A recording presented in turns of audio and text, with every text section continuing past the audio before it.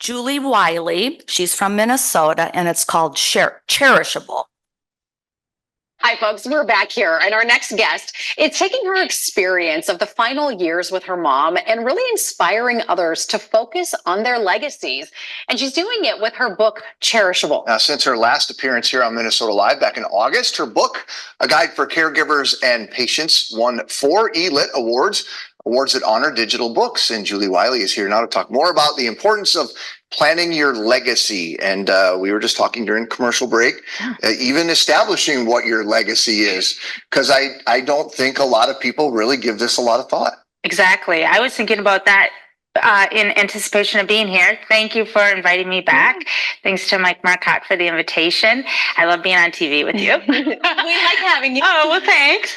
So I think we're living our legacy all the time, whether it's a smile at an elevator or, Chris, something you're doing on the show, or Megan, it's we're living it already. And I think that could be sometimes lost on us. I've seen so many people get tough diagnosis this year, or someone fell and already died this year. It goes fast, so we can't just think of legacy post-death. We have to be thinking about it now. So when you think of legacy, like, what are you thinking about it? Like, in terms of, I mean, obviously the book is about the grief and the loving of your mom and the losing of your mom. So, yes. So what's your frame of mind around legacy, given that perspective and that experience? That we're building it all the time, and that if we are not intentional about our desires and what we have hoped for our life and after our life, that we're missing something. Yeah. For instance, it doesn't matter how little or how much money you have. If your loved ones are not crystal clear on your intentions and your wishes, there will be confusion, there will be chaos, and they will doubt themselves whether they're doing what you wanted. And does that taint a little bit of the memory of the person? Does. Think of your own life. Yeah. Who do you know that didn't set anybody up for success? How do you remember?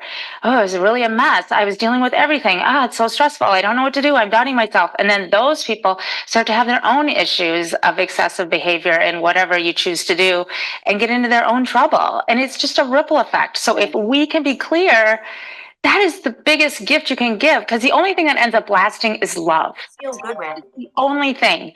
The nail polish fades, the outfit gets old, the microphone goes wherever it wants to. It's love. And if we can love our people now and set them up for success, I think that's just beautiful. Yeah. Well, let's dig a little deeper into that, the different aspects of it. You kind of touched on it a little bit. One of them is a financial aspect. Absolutely. And to talk to your family about what you want your financial legacy to be. Yes. And I think a lot of people do have these. Let's just take Lake Home, for example. People have cabins. Yeah. What's going to happen when one person that's paying for it right now isn't here anymore? I write about that in my book because my parents were crystal clear. They wanted to stay in the family. Mm-hmm. So they set it up, and when my mother died, insurance money went towards paying those bills, because the family left behind might not be able to afford it. But if things are set up, then that's beautiful. What about the emotional legacy that you leave behind for somebody? Talk a little bit about that, because that one kind of confuses me a little bit. You mentioned something called electric days. Yes. So a local author, Janet Hagberg, introduced me to this idea. Electric days are days, and I write about this in the book, they're days that will stir up some kind of emotion around you. For instance, Chris, last time you said your dad died, his birthday, might that trigger just some kind of emotion of missing him or remembering him fondly? It might be a culmination of things, but it stirs something up. And if you aren't intentional about, what would be a good way for me to celebrate that person on that day, it may come out sideways, whether that's road rage or YouTube talk, it's just a different vibe. Yeah. It comes out, and being intentional just builds you up to be a better, more loving person. And that's going to impact your legacy with your children then too. Yeah, that makes perfect sense. Mm-hmm. We were both very confused about the electric date. I know. But that makes sense. It's a day that you know is going to have some sort of charge in you, a day that you know is going to have a reaction in you, right? Yes. Like the day that your dad died, or maybe your dad's birthday, or the day. Yes. Something traumatic happened in life. for the rest of your life. Yeah. Every time it's April 18th, that's my mom's birthday, and a select number of people in my life send me a card and make sure I'm cared for that day, because it's different every year. Yeah. I love that picture. I love seeing that pictures of you and your mom. So that super. What do you remember? What do you remember the most about her? Her zest for life. Absolutely. And there's a silly, oh, there it is. Thank you. The turkey. Okay. My family will laugh, but every year, you know, when she'd make a turkey for Thanksgiving, the golden bird, and it's a silly picture. And she'd be like, of all pictures, Julie, but it symbolizes her zest for life. And that's what she's left us behind.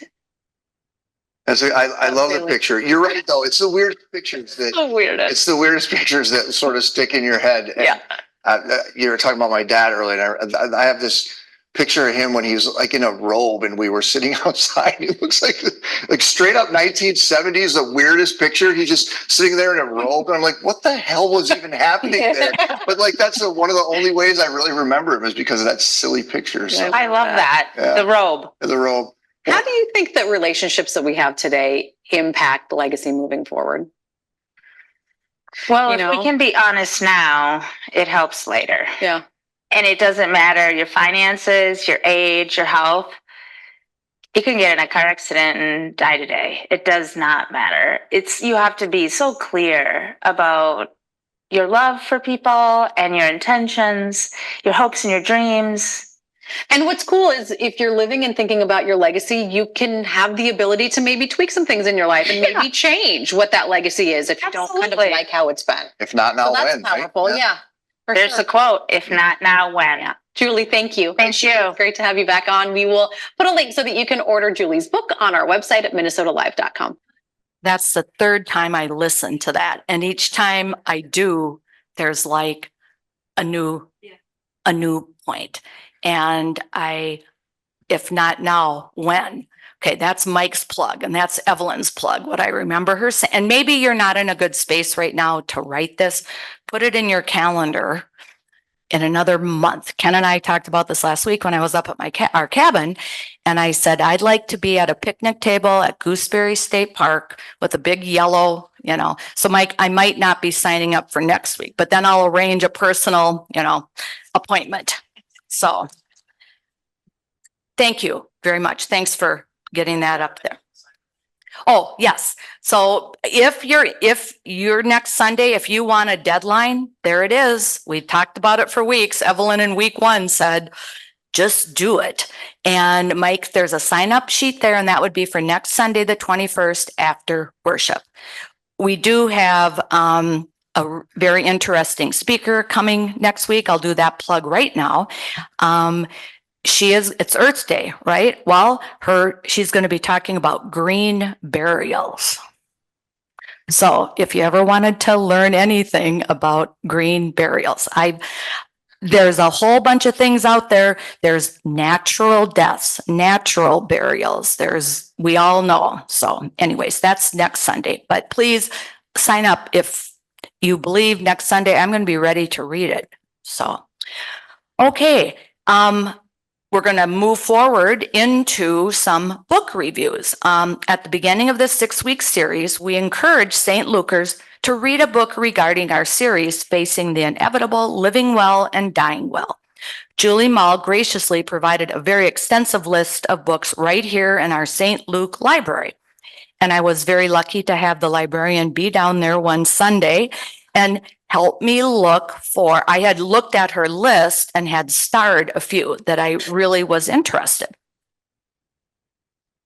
So my mini book reviews are going to be on 2. One of the ones that Julie recommended that I didn't get to is by Henry Nouwen. I know that name, Our Greatest Gift. And it's a meditation on dying and caring. So that's going to go back to the library today, because today is the due date. I wrote it down on a Post-it note on each book. The second one, this thing called Grief, New Understandings of Loss by Thomas Ellis. And I chose that because I personally in my life, as many of you know, my brother, who we worked very hard to get back to Minnesota from Hawaii in November, and 3 months after he was back here and settled in his apartment, he passed away. And so the grief piece when you're in the midst of, she meant, when you're in the midst of caring for someone, getting them to their doctor's appointments, making sure they're taking their medicine, making sure they know how to buzz in their PT person, which he never made it at any of those. He was much sicker than what any of us knew. So, and another piece was a friend of mine from life. Her husband died rather suddenly. He was only 72. They had just celebrated their 37th year anniversary, and he had a hole in one of his arteries in his heart veins. Didn't know he had it, went to the ER, had multiple open heart surgeries, and he passed 8 weeks later. So that whole family was. So this was a really good, if you're experiencing that right now, or you know someone who is, this gives a lot of good guidelines. The name is Thomas Ellis, Ellis. This thing called grief. He is, and I double checked, he is still currently a licensed marriage family therapist, and he's the founder of the Crocus Hill Counseling Center here in St. Paul. So he's actively doing this.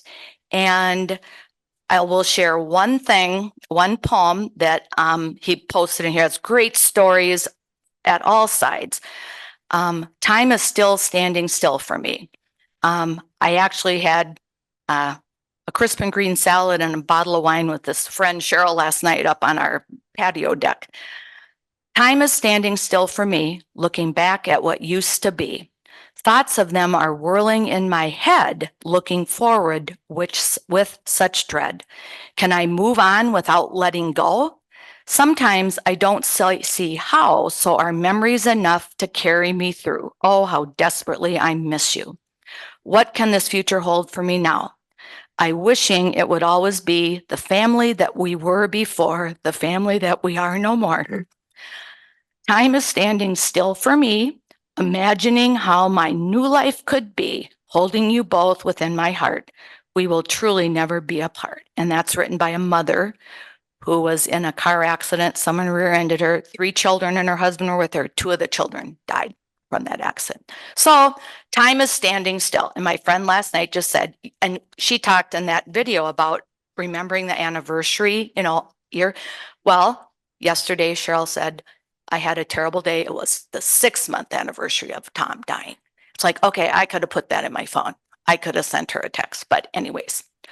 So that's a wonderful book, and it's a short read, and it's a good one.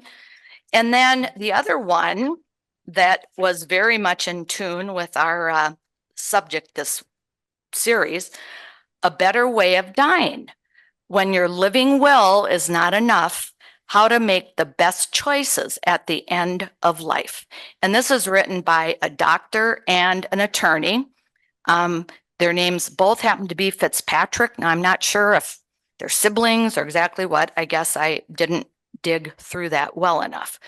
But the highlights from this book were how far we have come. And I was reading this with Ken as last Sunday we were on our way up to Bayfield, Wisconsin, where he spoke.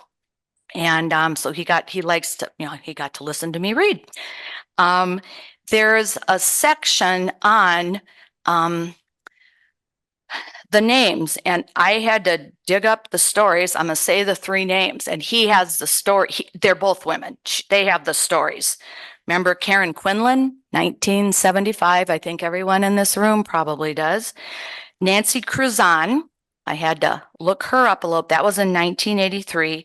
And probably the one that I did remember because it was more recent was in 75. I really wasn't into the news, I guess, was Terry Schiavo. And that was the case where none of these written healthcare directives that we've been talking about did not exist then. They came into the hospital. The doctor said, we're putting you on a ventilator, even though you're brain dead, we're putting in a tube. And the battle with Terry Schiavo went to the Supreme Court. The husband said would not want to live this way. And the parents said, no, she grasped my hand when I was talking to her. And they had to go to the Supreme Court almost. And so it talks about the battles between medical experts, families, courts. We've talked about that quite a bit in this class. We have come a long way. And the point here is getting into that natural death. And what our society does is you're sick. You come from the care center, they put you in the ER, they pump you with fluids, and then they discharge you because Medicare says, get out of here. Then a week later, you come back in again. And Karen, you're nodding, and many of us have gone through that. So I would recommend, it's a little dated, but the meaning, let's see, when was it published here? 2010.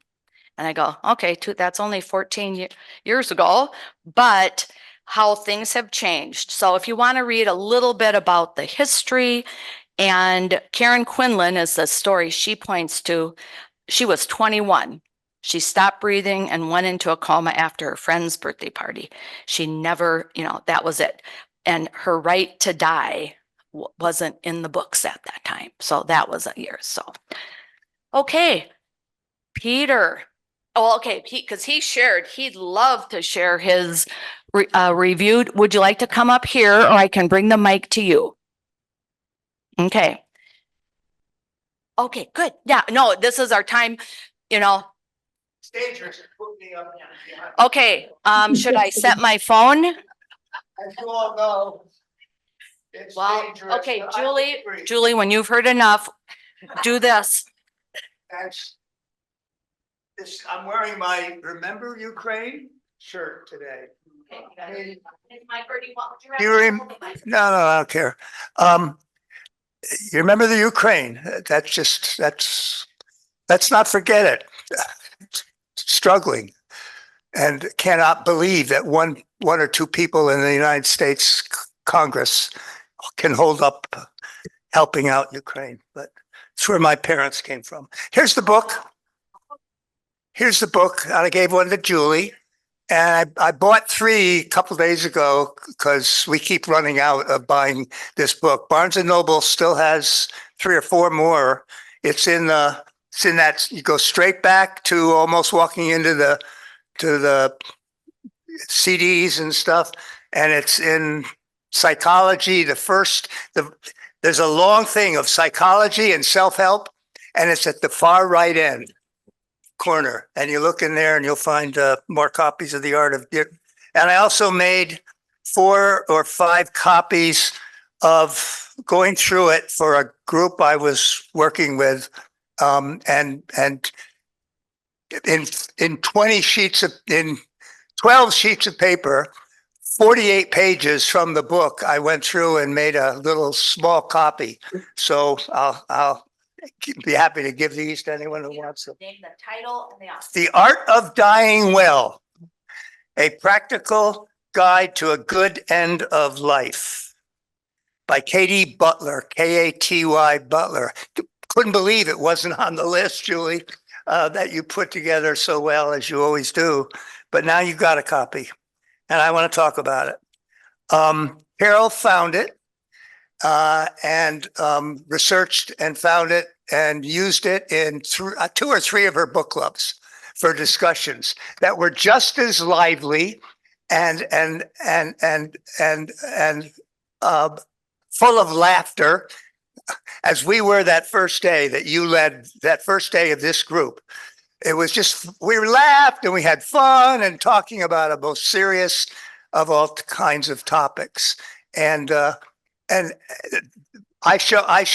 was in one of those book clubs, and it was just, the people playing poker upstairs said, "You were so loud down there. What was going on?"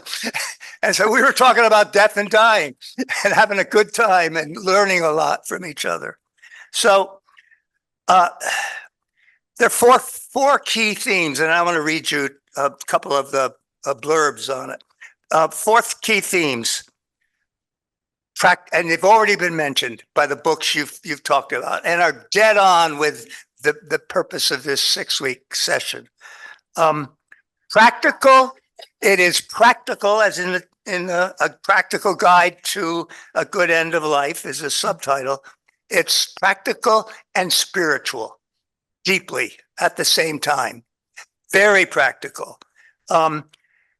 Second theme, you are actively in charge. Don't give up your agency when you're sick and dying or having a disease or a cancer diagnosis or whatever, you still are in charge right to the very end.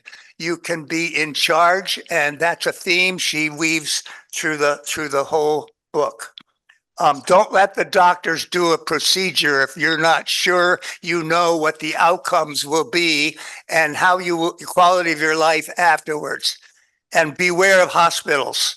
Like you just said, Sue, beware of hospitals.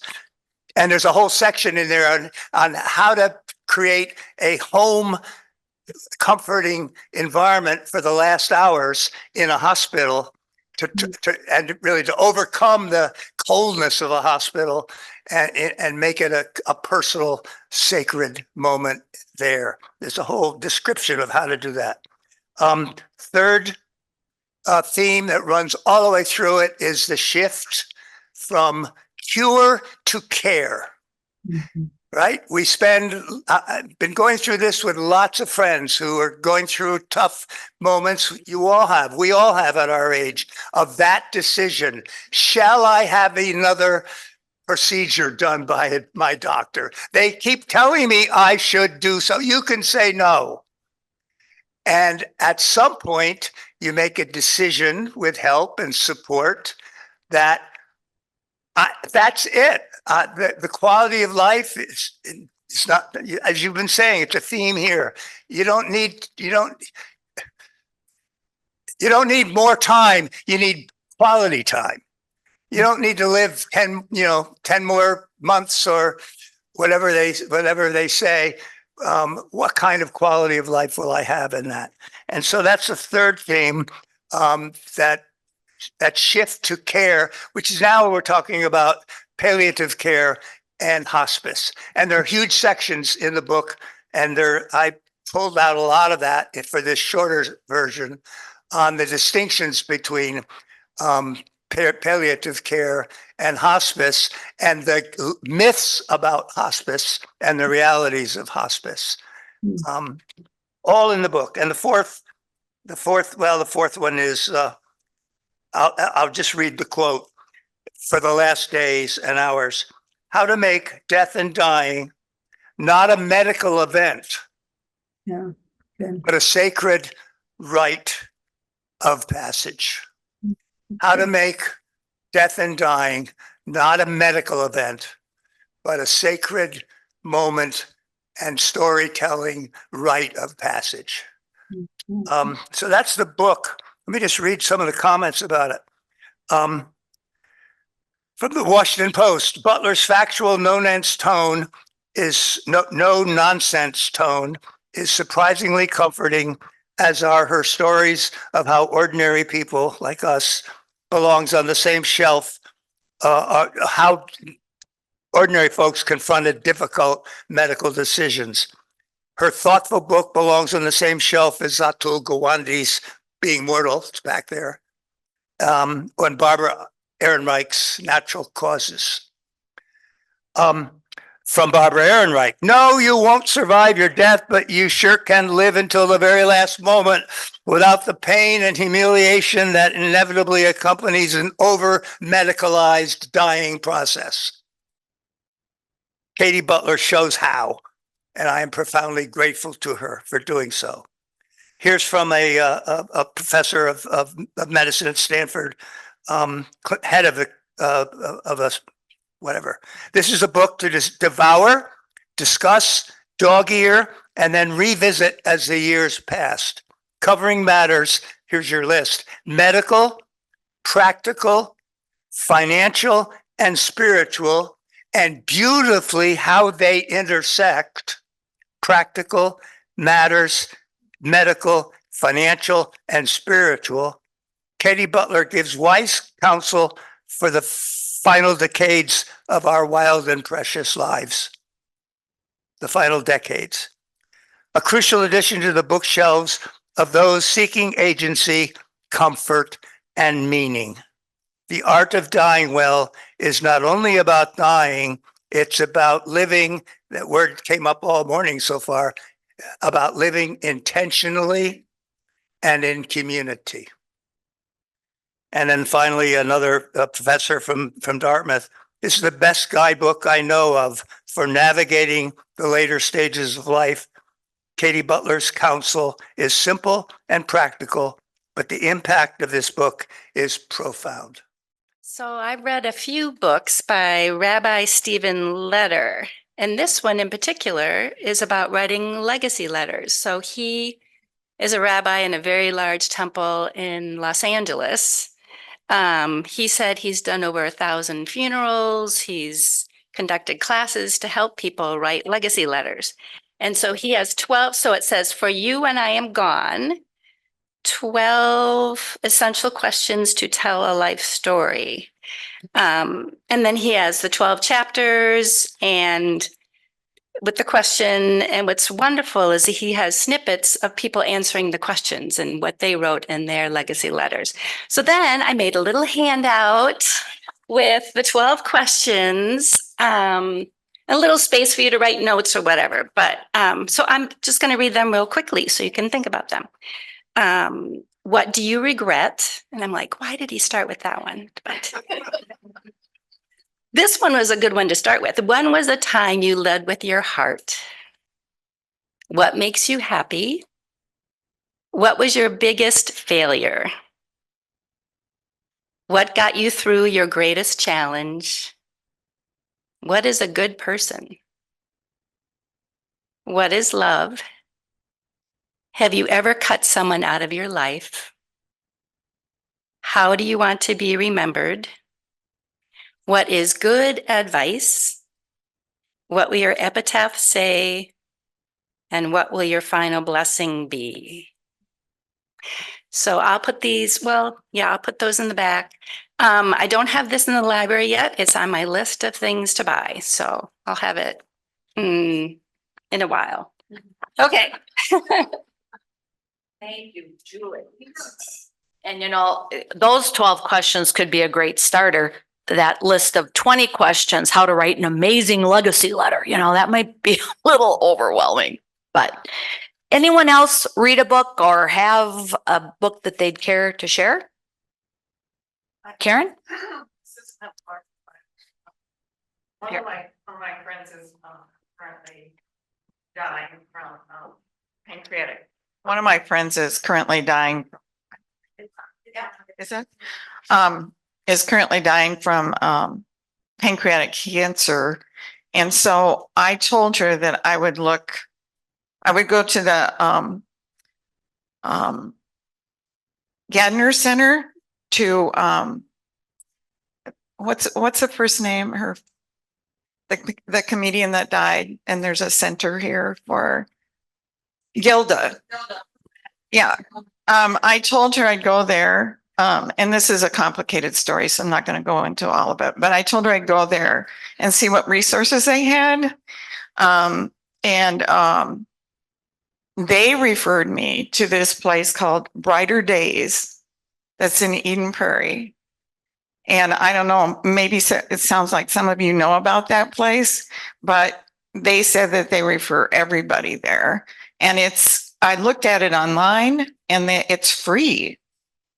So that's pretty amazing. And they have individual therapy, they have group therapy, and even online, they list out all the things that you should do, just practical things that you should do after somebody's died, which is, part of the whole thing is figuring out after somebody dies, that whole first year is pretty intense. And so there's a lot going on there, and it sounds like they have support around that particular issue. The other thing that I'd suggest is the Spirituality and Healing Center at the U.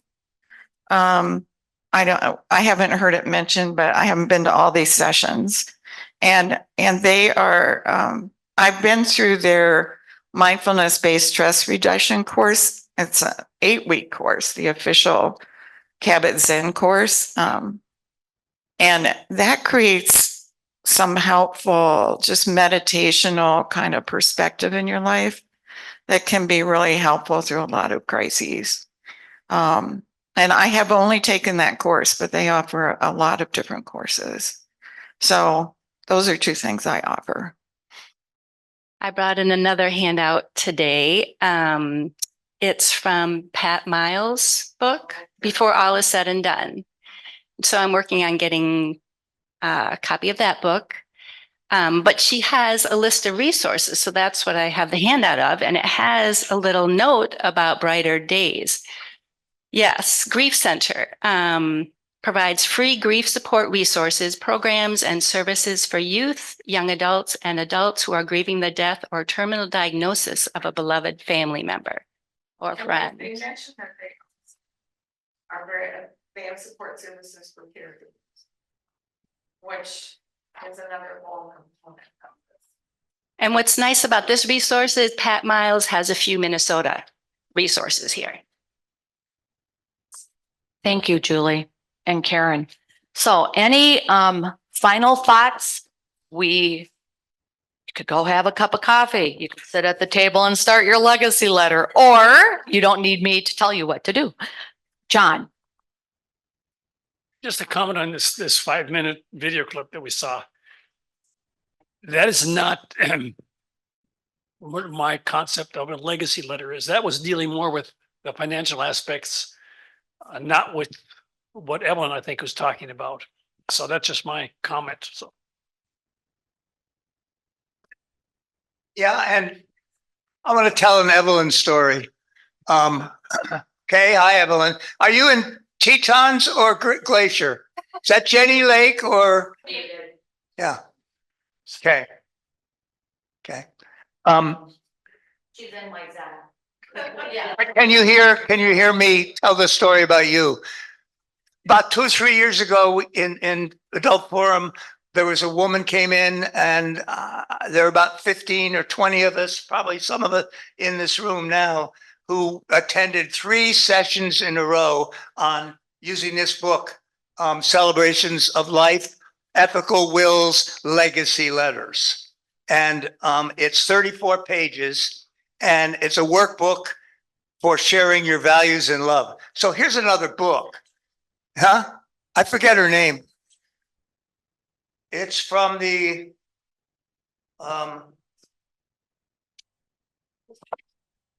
it's from the somewhere in here. There's a title page.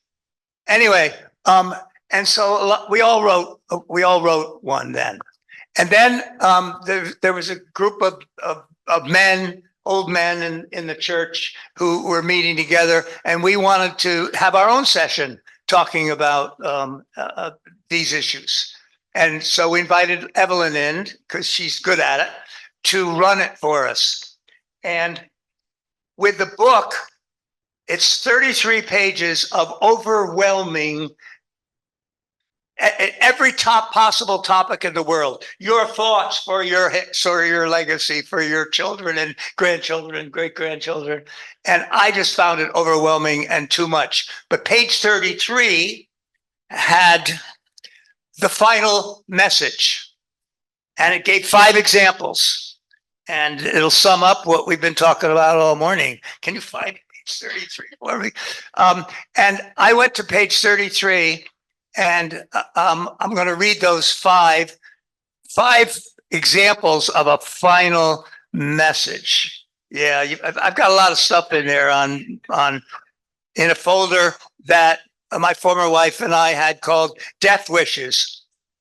Okay, and so this is my death wish folder. Page 33 is going to be right. There it is. Good. Concluding thoughts. And this is a summary of the whole book. Guess which one I circled as the one I wanted to pick for my family, my legacy. You have all been a great source of joy and strength for me. I love you all very much. I loved her comment. What was it about love? In the end, the only thing that's passed on is love, or something like that. Yes. Yeah. Yeah. Finally, I am thankful for all those who have been good to me and have been helpful. I've learned to live a good life. I hope a good life for all. Goodbye. Third one, as I close here, I have to chuckle because I realize that even at the end of my life, I do not stop giving directions. Humor me, it's who I am. Fourth, my love will always be with you. You get to keep it and remember it forever. And fifth, I love you all. Which of those five did I pick? No, well, ultimately, number three, humor me. Yeah, exactly. That's the one I circled. Yep. And they know me. Oh, Dad, not again. And you're lecturing again, Dad. Yeah, so that's why I said it's dangerous to give me a microphone and a pulpit. And so this group of senior men, just to finish and bring Evelyn back in it, Evelyn did it for us. And she said and we were having trouble and we were asking, like men do, all kinds of stupid questions and trying to get it down to the 12 questions or 12 comments or topics. And Evelyn said, tell you what, not forget the detail. Write your ethical letter, last message letter to your family right now. You have 5 minutes. Boom. She said, do it. Oh, yeah, do it. So I pulled out a piece of paper, which is in here somewhere. I pulled out a piece of paper. Actually, it's the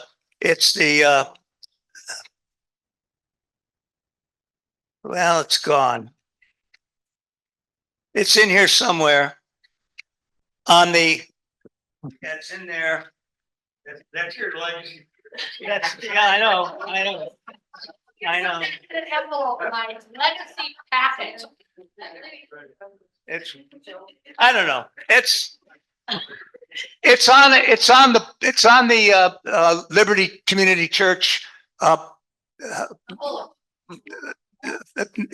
Whatever you call it, bulletin for that day. And I just you'll see me, writing my thing in 5 minutes, and it was perfect. It was just great. I could not have done it had Evelyn done anything other than say, you have 5 minutes to do it. Because when you say which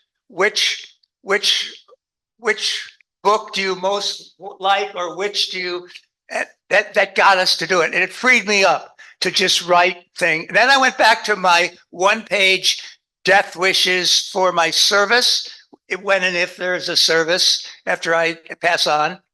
And it was, pretty open. But then after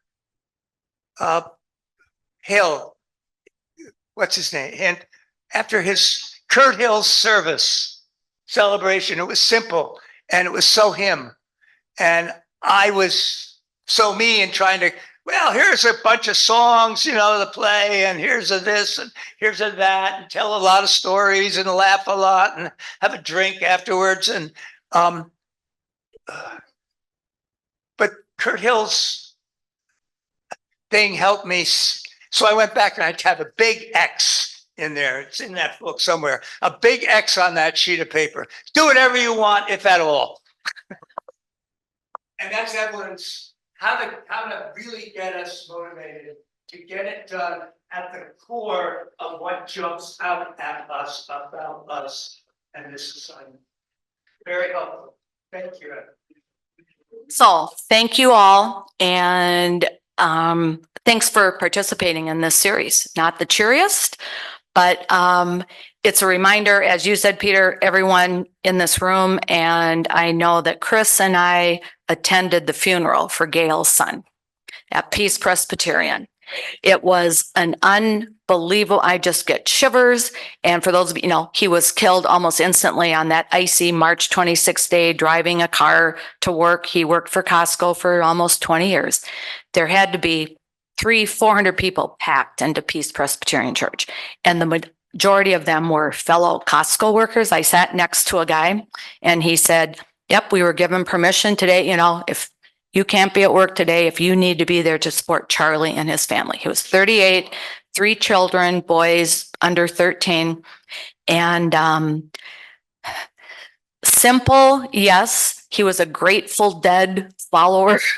So the music, so being there, and I saw Gail was the liturgist last Sunday. And she shared, if it weren't for the church community, both Peace, which is where she had raised the boys and she had attended, and then a few other people, came to St. Luke. She goes, I don't know how people survive without that. So thank you all for being here, and we will see you next Sunday.